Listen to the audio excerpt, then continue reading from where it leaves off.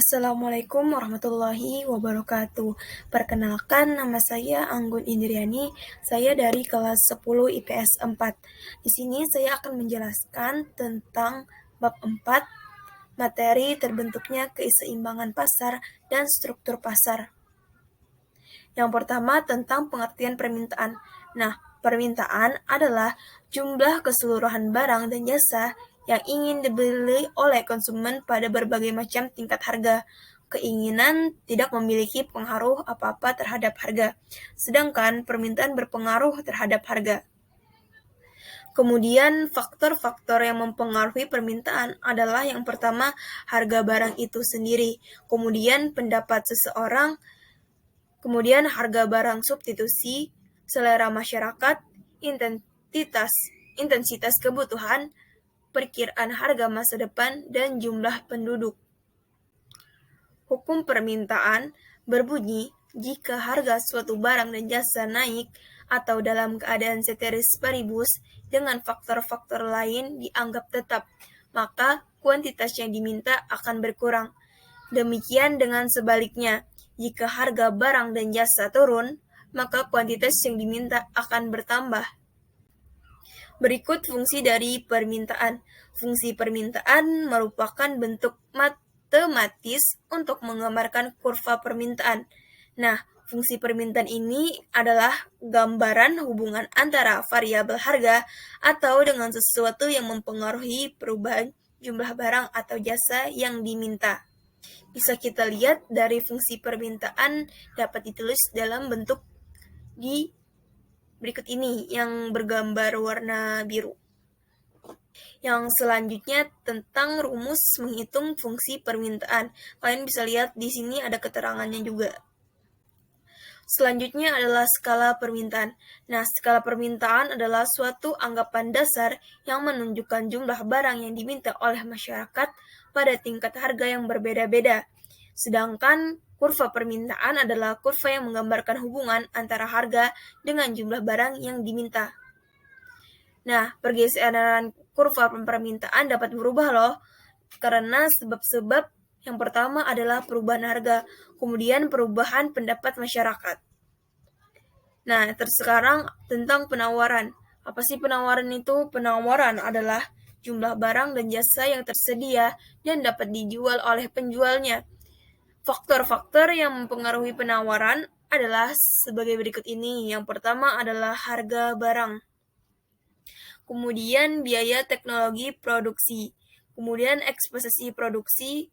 Kemudian keuntungan yang diharapkan produsen dan perkiraan masa depan. Selanjutnya adalah hukum penawaran.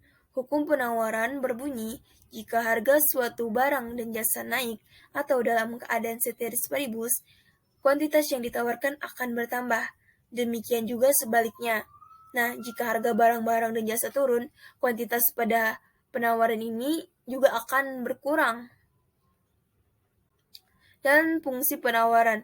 Fungsi penawaran adalah fungsi yang menunjukkan hubungan antara harga dengan jumlah barang atau jasa yang ditawarkan, atau bisa dirumuskan pada gambar di bawah ini. Dan juga ada keterangan di bawahnya. Selanjutnya adalah skala penawaran dan kurva penawaran. Kita akan bahas tentang skala penawaran. Skala penawaran adalah daftar jumlah barang yang akan ditawarkan pada berbagai tingkat harga. Sedangkan kurva penawaran adalah kurva yang menggambarkan hubungan antara harga dengan jumlah barang yang dijual atau ditawarkan pada masing-masing tingkat harga. Nah, kurva penawaran ini dapat berubah apabila mengalami pergeseran. Jika harga barang naik, maka penawaran akan bertambah, tetapi sehingga kurva akan bergeser ke kanan. Nah, apabila penawaran bergeser, maka akan turun. Dan juga penawaran akan berkurang, sehingga kurva bergeser ke kiri. Selanjutnya adalah harga keseimbangan.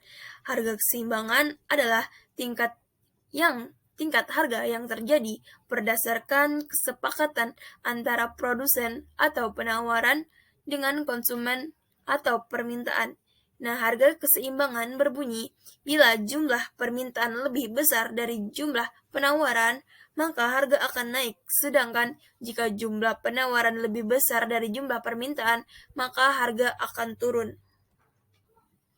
Yang selanjutnya adalah keseimbangan pasar. Nah, keseimbangan pasar adalah harga yang terjadi apabila jumlah barang yang diminta sama dengan jumlah barang yang ditawarkan. Nah, di bawah ini kita bisa lihat rumus dari keseimbangan pasar dan juga keterangannya. Selanjutnya adalah elastisitas permintaan. Nah, elastisitas permintaan ini adalah pengaruh perubahan harga terhadap besar kecilnya jumlah barang yang diminta atau tingkat kepekaan perubahan jumlah barang yang diminta terhadap perubahan harga barang. Bisa kita lihat rumus besar kecilnya koefisien elastisitas permintaan di bawah ini. Selanjutnya adalah peran pasar dalam perekonomian.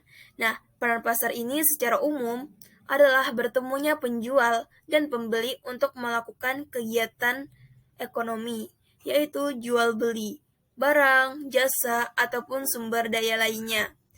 Nah, peran pasar dalam perekonomian dapat terbagi menjadi seperti berikut ini.